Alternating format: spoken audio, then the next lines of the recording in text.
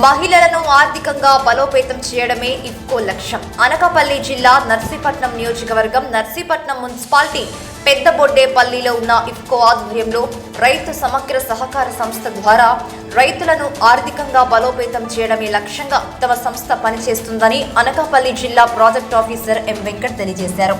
ఈరోజు కార్యాలయం నందు విలేకరుల సమావేశంలో మాట్లాడుతూ ప్రతి మహిళ ఆర్థికంగా ఎదుగుదలకు దోహదపడే విధంగా తమ సంస్థ పనిచేస్తుందని, అదేవిధంగా ప్రతి మహిళను పారిశ్రామికవేత్తగా తయారు చేయటకు తమ సంస్థ ద్వారా కృషి చేస్తున్నామని అన్నారు. డ్వాక్రా గ్రూపుల్లో లాగా ప్రతి గ్రూపుల్లోనూ 10 మంది సభ్యులతో గ్రూప్లో ఏర్పాటు చేయడం జరుగుతుందని, వారికి 10 మందికి 10,000 రూపాయలు విలువ చేసే నిత్యావసర సరుకులు ఇవ్వడం జరుగుతుందని అన్నారు. అనంతరం వారిని పారిశ్రామికవేత్తలుగా అవగాహన ఉన్న మహిళలని గుర్తించి వారికి రకరకాల రంగంలో శిక్షణ ఇచ్చి వారికి మిషనరీలను ఇచ్చి డెవలప్ చేయడం జరుగుతుందని, ఇది మా సంస్థ ఉద్దేశమని అన్నారు. సంస్థ అనేది ఇది ఎన్జిఓస్. మెయిన్ థింగ్ ఏంటంటే మహిళలను పైకి తీసుకురావడం, మహిళలను చేయూతించి వాళ్ళ ఆర్థికంగా ఎదుగుదలకు ప్రోత్సహించడానికి మెయిన్ రీజన్ అనేది.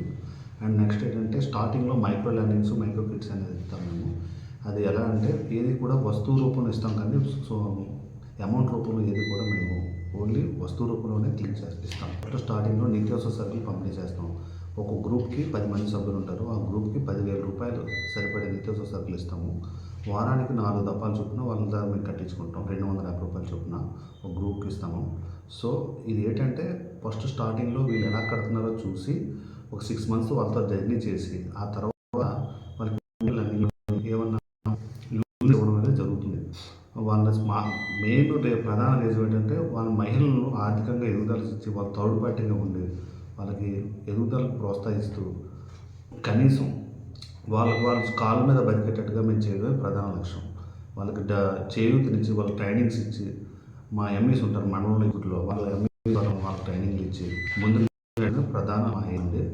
దీంట్లో ఎక్కడ కూడా ఎటువంటిది కూడా మేము రూపాయి కూడా తీసుకోము. మాకు ఈ సంస్థ ద్వారా 10 మందికి ఉపయోగపడేలా మేము చేయాలని అనుకుంటున్నామండి.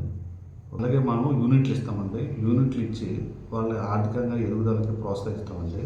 రకరకాల యూనిట్లు ఇస్తాం. ఆ యూనిట్ల ద్వారా వాళ్ళ కుటుంబ జీవన పోషకానికి మేము తోడ్పాటు చేయడమే మాకు ప్రధాన ఎజెండా.